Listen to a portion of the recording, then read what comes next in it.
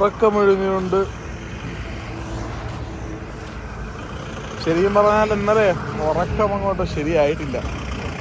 നല്ല പ്രകൃതി രമണീയമായിട്ടുള്ളൊരു പ്ലേസിലാണ് നിൽക്കുന്നത്. ശരിയായിട്ടില്ല എന്ന് പറയുമ്പോൾ അവിടെ കൊണ്ടുവന്ന് നിർത്തിയപ്പം തന്നെ ഒരു 1:30 ആയി. പക്ഷെ അങ്ങോട്ട് ഉറങ്ങാനേ പറ്റിയിട്ടില്ല. ഒരു രാവിലെ എഴുന്നേക്കുന്ന സമയത്ത് അവിടെയൊക്കെ ഫുള്ള് കോടായിരുന്നല്ലേ. ഈ കിടന്ന് കൂർക്കം വലിച്ചിട്ടുള്ള ഉറക്കമായിരുന്നു. മെത്തയിൽ കിടന്നുള്ള ഉറക്കം കാറിൽ കിടന്നിട്ട് അങ്ങോട്ട് ശരിയാവില്ല. ഇതിൻ്റെ അവിടെ ചായ പിടിക്കുമ്പോൾ നിൽക്കി ചായ പിടിക്കുമ്പോൾ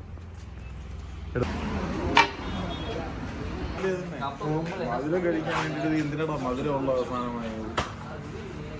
നീ എന്ത് ചായ എന്നാലും ഇത് മധുരമുള്ള സാധനം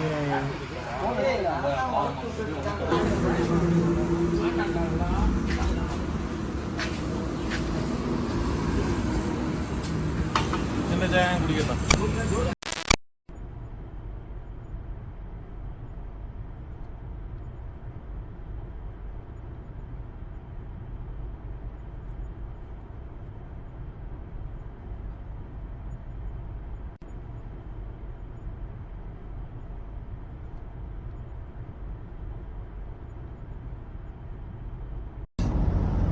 കൊടൈക്കനാലില് ദിണ്ടിഗല് പളനി പോവാൻ നേരെ പോവുക, ദിണ്ടിഗൽ വലത്താട്ട് പോവുക, ഇടത്താട്ട് പോയാൽ കൊടൈക്കനാലിലോട്ടും കൂടെ വിട്ടാലേ ഇവിടങ്ങളിലൊക്കെ തമിഴ്നാട്ടിൽ ഈ ഒരു 4 പാതകളിലെല്ലാം സൈഡിൽ ഇങ്ങനത്തെ പൂക്കളാണല്ലേ.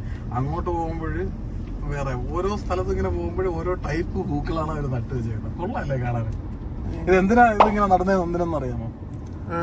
അപ്പുറത്തുള്ള വണ്ടിയുടെ ലൈറ്റ് ഇപ്പുറത്ത് കാണാതിരിക്കുക സമയത്ത് നമ്മുടെ ഫേസിലൊന്ന് അടിച്ചാണ് ആക്സിഡന്റ്. പക്ഷെ അതിനല്ല, പിന്നെ നമ്മളെ രാത്രി സമയത്തൊക്കെ ഇങ്ങനെ പോകുന്ന സമയത്ത് നമ്മൾ മൂത്രമൊഴിക്കാൻ മുട്ടിയാല് നമ്മളിവിടെ മൂത്രമൊഴിക്കും. ഒരു മറ വേണ്ടേ? മൂത്രമൊഴിക്കാനുള്ള മറയാണിത്. ഈ റോഡിന്റെ സെന്ററിൽ അവിടെ നമുക്ക് ഒരു പാർക്ക് ചെയ്തിട്ട് വേണം ഇവിടെ കയറി മൂത്രമൊഴിക്കാനല്ല. മറ കിട്ടില്ലേ? നീ ചിന്തിച്ചു നോക്കും, ഒരു ശൗചാലയം പണിയണമെന്നുണ്ടെങ്കിൽ എത്ര ശൗചാലയം ഓരോ മുക്കിൽ നിർത്തുന്നുണ്ടെങ്കിൽ ഇതാകുമ്പോൾ നമുക്ക് എവിടെയെങ്കിലും കൊണ്ട് പാർക്ക് ചെയ്യുക, കയറി ഒഴിക്കുക. മനസ്സിലായോ? ഞാൻ ബുദ്ധിപരമായിട്ട് ചിന്തിക്കണം. അല്ലാതെ വെട്ടം വരുന്നത് വെട്ടം ലൈറ്റ് ഓഫ് ആക്കിയിട്ട് ഒട്ടിച്ചു പോലെ. പണ്ട് നമ്മള് കാറ്റാടി ഞാൻ വീട്ടുകാരെ കൊണ്ടുപോയ സമയത്ത് അവർക്ക് ഈ കാറ്റാടി യന്ത്രം കണ്ടിട്ടില്ല, വിൻഡ് മില്ല്. അപ്പം അവരുടെ അടുത്ത് പറഞ്ഞ എന്താണെന്നാ, ഇത് കർഷകർക്ക് കാറ്റ് കൊള്ളാൻ വേണ്ടിയിട്ട് അവിടെ സ്ഥാപിക്കുന്നതാണ്. അവരെന്തത് വിശ്വസിച്ചായിരുന്നു. പക്ഷേ അതിന്റെ ഈ ലീഫ് നമ്മൾ ദൂരെ നിന്ന് കാണുമ്പോൾ അതിന്റെ ലീഫ് വളരെ ചെറുതായിട്ടല്ലേ തോന്നുന്നത്. അതായത് ദൂരെ നിൽക്കുമ്പോൾ അതിന്റെ ഒരു ഫാനിന്റെ ഒരു വലിപ്പം ലീഫ് ഭയങ്കര ചെറുതായിട്ടാണ് തോന്നുന്നത്. പക്ഷെ തൊട്ടടുത്ത് നിന്ന് അതിന്റെ വലിപ്പം എത്രത്തോളമാണെന്ന് അറിയാമോ? ഭയങ്കര വലിപ്പമാണ്. അത് നീ നോക്ക്, അതിൻ്റെ അകത്തോട്ട് പോയി അതിന്റെ വലിപ്പം നമ്മളിപ്പോൾ ഓടിയെത്തിയാൽ എത്രത്തോളം ഓടേണ്ടി വരും നോക്ക്. ഇവിടെ മുതൽ എന്തോരം വലിപ്പമാണ്. ഇതാണ് അവിടെ കിടന്ന് കറങ്ങുന്നത്. ചിന്തിച്ചു നോക്ക്, ഇത്രയും വലിപ്പത്തിലേ. പക്ഷെ അടുത്തിരുന്ന് വലിയത് അടുത്തടുത്ത് വരും. എന്ത് സാധനം അങ്ങനല്ലേ? സൂര്യന്റെ വലിപ്പം ഇവിടെ നോക്കുമ്പോഴാണ് അതിന്റെ എത്രത്തോളം വലിപ്പമാണ്. അതുപോലെ ലീഫ് നമ്മള് ദൂരെ നോക്കുമ്പോൾ എന്ത് ചെറുതാണ്, പക്ഷെ അടുത്ത് വരുമ്പോൾ ഓരോ കാര്യങ്ങളും അങ്ങനെയാണ്. നമ്മള് ദൂരെ ഒന്നിനെ മനസ്സിലാക്കുന്നത് പോലെയല്ല അടുത്ത് വന്നു കഴിഞ്ഞാൽ. ഇപ്പോഴും തന്നെ നിന്നെ തന്നെ അടുത്ത് വന്ന് മനസ്സിലാക്കി കഴിഞ്ഞാൽ എങ്ങനെ ഇരിക്കും? അത്രേ ഉള്ളൂ. ദൂരെ നിന്ന് മനസ്സിലാക്കുമ്പം പോലെയല്ല അടുത്ത്. നമ്മളെ തെളിവിച്ചു ഒറ്റ ഹോണില് അർത്ഥം വേറെ ഒച്ചമരാതോണല്ലേ വിളിച്ചത്. കുഴപ്പമില്ല. പമ്പിന്റെ ബോർഡ് കാണിക്കുന്നത്. നീ ആണെങ്കിൽ പമ്പിലെടുത്തേ ഭാരത് പെട്രോൾ ഉണ്ടല്ലേ? നല്ലത് എനിക്കറിഞ്ഞോളൂ. ഞാൻ നല്ലത് നോക്കി കണ്ടുപിടിക്കാൻ വേണ്ടിട്ട്. അത്ര പണ്ടൊരു കടങ്കഥ ഉണ്ട്, ചുറ്റിയിട്ടും തീരാത്ത സാരി. എന്താണെന്നറിയാമോ? എന്താണ്? ചിന്തിച്ചോ. അതൊരു പാട്ടല്ലേ? അതൊരു കടങ്കഥയാണ്. ചുറ്റിയിട്ടും തീരാത്ത സാരി. എന്താന്നറിയോ? എന്താ? അതായത് നീലാകാശം പച്ചക്കടൽ ചുവന്ന ഭൂമിയില് വീട്ടിലോട്ടുള്ള വഴി ചോദിക്കും ഒരാള്. അപ്പൊ അയാൾ ഇങ്ങനെ ചൂണ്ടി ഇങ്ങനെ കാണിക്കും റോഡിലോട്ട്. അതായത് റോഡ് വഴി എങ്ങനെ പോയാലും വീട്ടിലെത്താല്ലേ. അപ്പൊ അതിന്റെ ആൻസർ എന്താണ്? ചുറ്റിയിട്ടും തീരാത്ത സാരി. റോഡ് ചിന്തിക്കണ. ടോൾ എത്തിയിട്ടുണ്ട്. Tamil Nadu DK express base toll ഇടിച്ചൊക്കെ തെറിപ്പിച്ചാല് അല്ലാതെ പൈസ ഇല്ലാതെ ഇനി ഇത് റീചാർജ് ചെയ്യേണ്ടി വരുമെന്നോ. ഇടിക്കട്ടെ. ആ കെട്ടിടത്തിന്റെ ഷേപ്പ് പോവുകയാണ്. കൊള്ളാല്ലേ, ഓരോ കലാകാരന്മാരുണ്ടാക്കി വെച്ചേക്കുന്നതാണ്. ഈ റോഡ് സേലം ബാംഗ്ലൂർ നേരെ പോയ 280 കിലോമീറ്റർ കൂടെ. എടാ അവിടെ ഒരു മല കണ്ടാടാ, മലയുടെ മുകളിൽ ഒരു അമ്പലം കണ്ട. അമ്പലം കണ്ടോ? എടാ അതേതാ? ഓ സ്റ്റെപ്പ് നോക്കിയാണ്ടാ, അതേതമ്പലോടാ? നീ തിരുമലൈ കോവിൽ പോയിട്ടുണ്ടോ? അവിടെ തെങ്കാശിക്കപ്പുറം സ്റ്റെപ്പ് കയറി. ആ സൂപ്പർ പോയി പടാ, ഒരിക്കൽ പോയി. ഇത് അതുപോലെ തോന്നുന്നു. ഇനി അത് വല്ലതും ആണാന്തോ നോക്കിയാണ്. ഇവിടുന്നേ സ്റ്റെപ്പ് അടിച്ചടിച്ചടിച്ച് കയറി ചെയ്യുന്നുണ്ടാ, കാണത്തില്ല നന്നായിട്ട്. കൊള്ളാം, മലയുടെ മുകളിലാണ്. കൊച്ചി 362 കിലോമീറ്ററാണ്.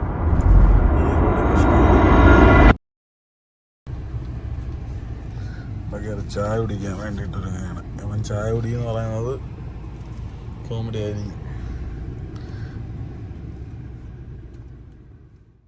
ചായ കുടി എന്ന് പറഞ്ഞിട്ട് പതിയെ അവൻ റിവേഴ്സ് എടുത്ത് ഒരു ഹോട്ടലിലോട്ട് കയറാൻ നിർദ്ദേശമാണ്. കൊച്ചു കള്ളൻ.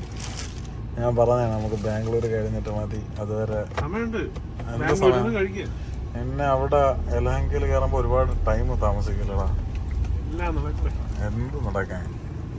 നീ ഇന്നും നാളെ വണ്ടി എത്തിക്കാന്ന് എനിക്ക് തോന്നുന്നില്ല.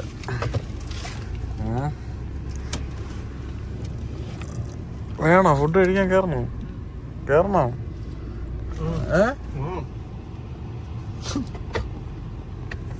ചായ കുടിക്കാൻ കയറിയല്ലേ? പറ പെട്ടെന്ന് സാധനം വേണം.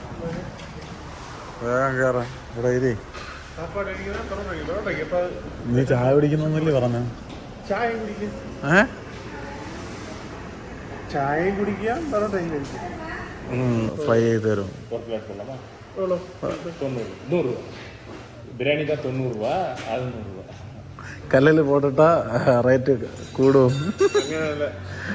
നമ്മളായോണ്ട് മലയാളികളായോണ്ട് 10 രൂപ കയറ്റി. ബിരിയാണി 90, அது 100. அப்படி வாங்கினீங்கன்னா 90 ரூபா. ஃப்ரை பண்ணி கொடுக்குறதா 10 ரூபா தான். നമ്മൾ പൊറോട്ടയും ചിക്കൻ കല്ലിലിട്ടത് നമ്മൾ റേറ്റ് കൂടും 10 രൂപ. ആ വണ്ടി അങ്ങനെ പാർക്ക് ചെയ്യുന്ന ഒരു കാര്യമുണ്ട്. നീ പറ, എന്താണെന്ന് പറ.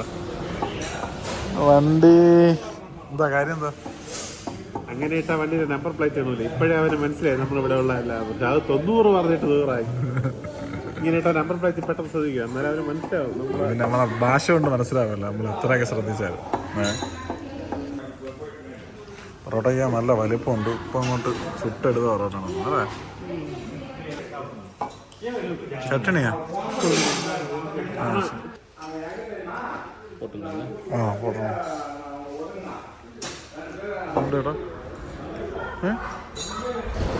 ഒരു സൗണ്ട് കേട്ട് പൊളിഞ്ഞ് വീഴാൻ പോണ. ഫുഡ് കൊള്ളാം അല്ലടാ? കൊള്ളാം. ഈ ഗ്രേവി കൊള്ളാം. സാധാരണ നമ്മളെ കടകളിലെ ഗ്രേവി കഴിക്കാനേ പറ്റില്ല. ഈ ഗ്രേവി കൊള്ളാം. ചിക്കൻ വരുന്നുണ്ട്.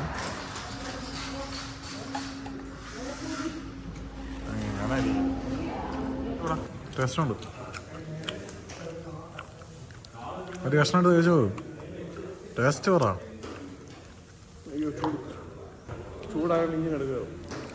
കഴിച്ചു നോക്കിയാണ്. ടേസ്റ്റ് ഉണ്ട്. കഴിച്ച് നോക്ക്, പെട്ടെന്ന് കഴിയും. ഹോട്ടലിലെ ഫുഡൊക്കെ നൈസായിരുന്നു. രാവിലത്തെ കാപ്പി നമ്മൾ ഉച്ചയ്ക്കിലേക്ക് ഷിഫ്റ്റ് ചെയ്തു. എന്തായാലും പുറത്തുള്ള ചൂട് ഒരു രക്ഷയില്ല. വണ്ടിക്കകത്തിരിക്കുമ്പോൾ നമ്മൾ അറിയുന്നില്ലെന്നേ ഉള്ളൂ. നമ്മളിപ്പം ഏകദേശം നിൽക്കുന്ന കൃഷ്ണഗിരിയോട് അടുത്താണ്. അതായത് തമിഴ്നാട്ടിൽ തന്നെയാണ് കൃഷ്ണഗിരി വരുന്നത്. അപ്പം ഇവിടെ നിന്ന് ഒരു 60ഓളം കിലോമീറ്റർ ഉണ്ട് ഹൊസൂർ എത്താൻ. ഹൊസൂറിലാണ് ഇതിൻ്റെ ബോർഡർ വരുന്നത്. അതായത് തമിഴ്നാട് കർണാടക 2 സ്റ്റേറ്റുകൾ തമ്മിലുള്ള ബോർഡർ ഹൊസൂറിലെന്നാണ് ആ ഹോട്ടലിലെ ആൾ പറഞ്ഞത്. അപ്പോൾ അത് കഴിഞ്ഞിട്ട് പിന്നെ നേരെ നമ്മൾ ചെല്ലുന്നത് ബാംഗ്ലൂരിലേക്കായിരിക്കും. കർണാടകയിൽ ഉള്ള സ്ഥലമാണല്ലോ ബാംഗ്ലൂർ. അത് കഴിഞ്ഞ് ബാംഗ്ലൂർ കഴിഞ്ഞ് യലഹങ്കയിൽ നമ്മുടെ പയ്യനെ കണ്ടിട്ട് നേരെ നമ്മൾ വെച്ച് പിടിക്കുന്ന ഹൈദരാബാദിലോട്ടാണ്. ഹൈദരാബാദിലേക്ക് എത്തുമ്പോൾ രാത്രിയാകാം, ചിലപ്പം പിറ്റേന്ന് പകലാകാം. ഇതുപോലെ റെസ്റ്റ് എടുക്കുന്നത് നമ്മളിപ്പോൾ ഈ ഒരു ഗൂഗിൾ മാപ്പിൽ കാണിക്കുന്നതെന്ന് പറഞ്ഞാൽ ഒരു 100 കിലോമീറ്റർ ഇത്ര സമയത്തുകൊണ്ട് കവർ ചെയ്യുമെന്ന് പറഞ്ഞാൽ നമ്മളൊരു 10 മിനിറ്റ് എവിടെയെങ്കിലും മാറി നിന്ന് കഴിഞ്ഞാൽ അത്രയും കിലോമീറ്റർ ബാക്ക് അടിക്കുകയാണ്. അപ്പം എന്തായാലും ഒരുപാട് താമസിക്കും. നാളെ എന്തായാലും പകൽ 10 മണിയെങ്കിലും ആവുമായിരിക്കും അങ്ങ് എത്തുമ്പോൾ, ഹൈദരാബാദ് എത്തുമ്പോൾ. നമ്മൾ ഹൊസൂർ എത്തിയിരിക്കുന്നു.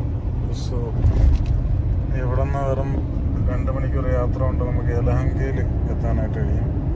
യലഹങ്ക എന്ന് പറയുന്ന സ്ഥലം ബാംഗ്ലൂർ കഴിഞ്ഞിട്ടാണ് കേട്ടോ ഈ യലഹങ്ക. അങ്ങോട്ട് പോകുമ്പോഴാണോ കുഴപ്പമില്ല. എന്നാലും തുറക്കാൻ ചെറുക്കൻ അങ്ങോട്ട് ദേശീയ ഇപ്പം ഇവിടെ കിടന്ന വണ്ടി പകുതിയിൽ നിർത്തിയിട്ടാണ് ഉറങ്ങാൻ നോക്കുന്നത്. എടേ വണ്ടി ഇടറാ. 10 മിനിറ്റ് എന്ന് പറഞ്ഞില്ല, അവൻ്റെ 10 മിനിറ്റ് എന്ന് പറഞ്ഞാൽ എത്തി കഴിയുമ്പോൾ കിടന്ന് 1 മണിക്കൂർ കഴിഞ്ഞ് 2 മണിക്കൂറും കിടന്ന് ഉറങ്ങിക്കളയും.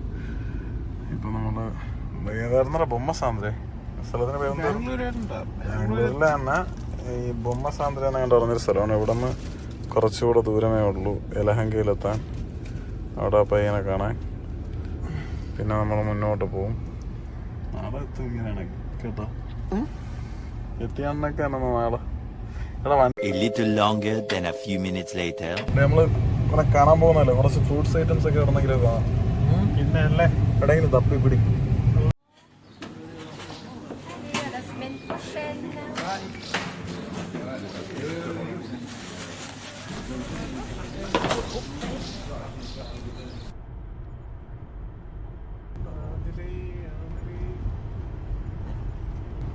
നമ്മൾ വന്നുകൊണ്ടിരിക്കുന്നു.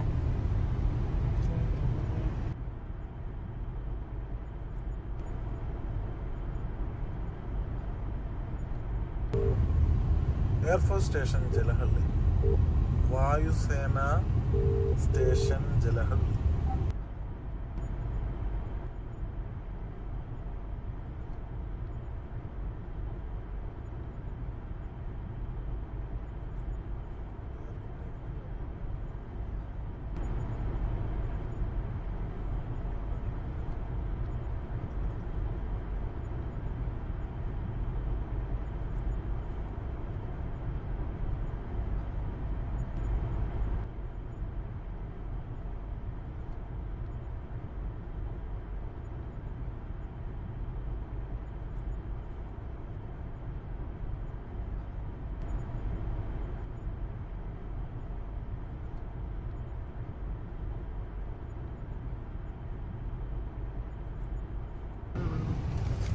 അപ്പോൾ നമ്മൾ ചെറുക്കനെ കണ്ടിരിക്കുന്നു. ഇപ്പം കാണാം നടന്നായിരുന്നു. മഞ്ഞ ഉടുപ്പും നിൽക്കുന്നുണ്ട്.